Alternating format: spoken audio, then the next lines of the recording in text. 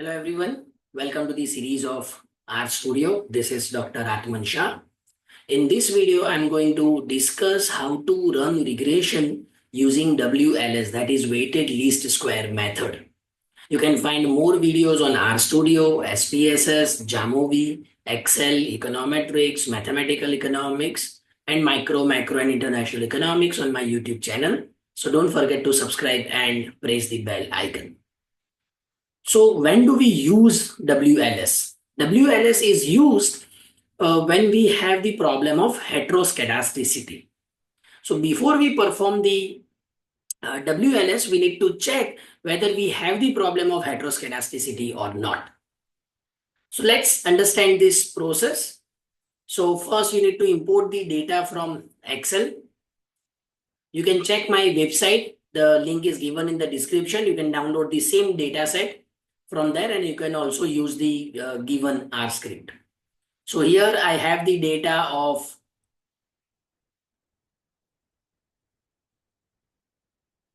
39 observations, their income and consumption expenditure.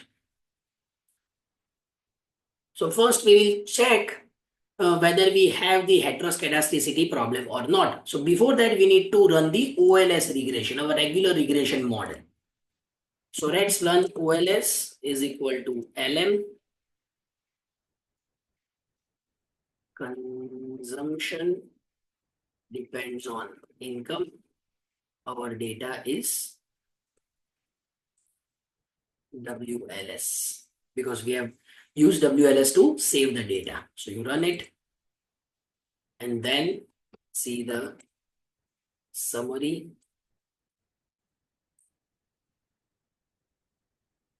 WLS.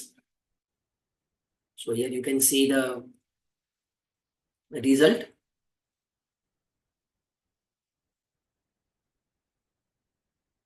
The overall p-value for ANOVA is 0.0002. It is less than 0.05, and therefore we reject the null hypothesis.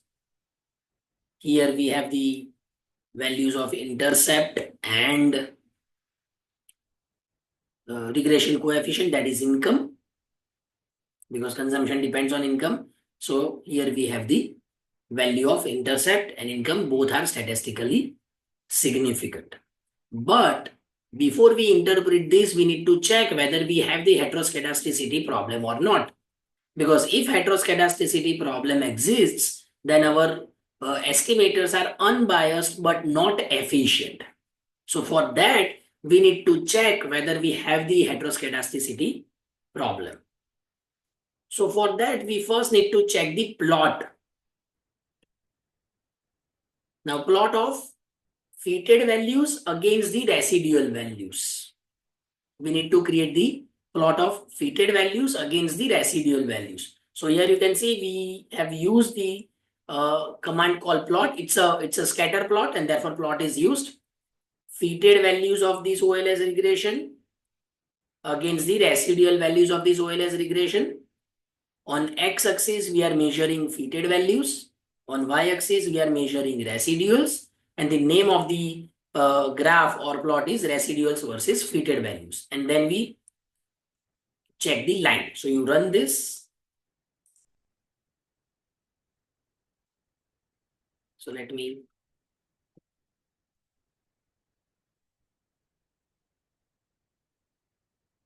again.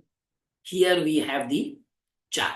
If you click on zoom, it will open in another window.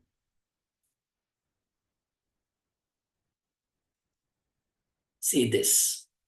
So you can see that we have a cone shape kind of chart, right? And therefore the heteroscedasticity might present, but just by visualizing the plot, we cannot be 100% sure. And for that, we need to perform the statistical test. So we are going to perform the Bruce-Pagan test. We are going to perform the Bruce-Pagan test. So what is the command for Bruce-Pagan test? It is BP test OLS. So you run it. Now see here, BP test to result, the Bruce-Pagan test result. the associated p-value is less than 0.00, less than 0.05. Now that means null hypothesis is rejected. See this value. Now what is null hypothesis in this case? Data is homoscedastic against the alternative hypothesis of heteroscedasticity. So in this case, H naught is rejected. We reject H naught. And therefore, we have the problem of heteroscedasticity. Now, if we have the problem of heteroscedasticity, we cannot use WLS. So the alternative method is WLS. That is weighted least square method. So now how do we assign weights? So the first step is you find the residual squares. So we already have residual from OLS. So you write RES2, that is residual squares, residual under bracket OLS square. So here this result will give you residual squares. Then you run the regression of residual squares on our independent variable. And that gives the variance. That gives the variance. That is variance model is this. Then we find the variance for our fitted variable model, fitted values. Now, if you have non-negative or zero variance, then it creates a problem. Therefore, we are creating this condition. Right? Sorry, this is variance, not variance hat. And then we assign the weight. So weight is nothing but the reciprocal of variance. So weight is 1 upon variance. So weights are assigned. Right? Now let's run WLS regression. So model is equal to LM. Consumption depends on income.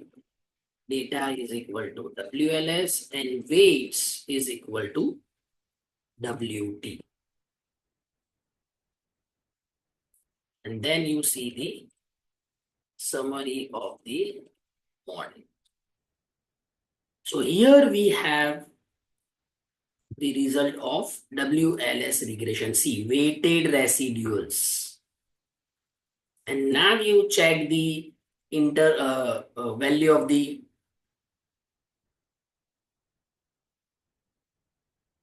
regression coefficient. It is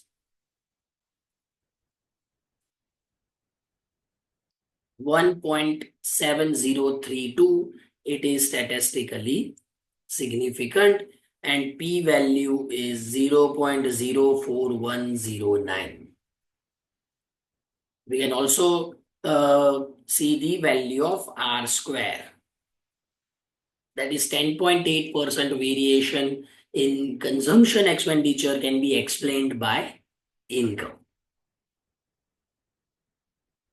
Right? So the entire model is also statistically significant and income is also statistically, the regression coefficient is also statistically significant. So this is how we find the WLS regression coefficient. If you find this video useful, kindly like, share, comment, and subscribe.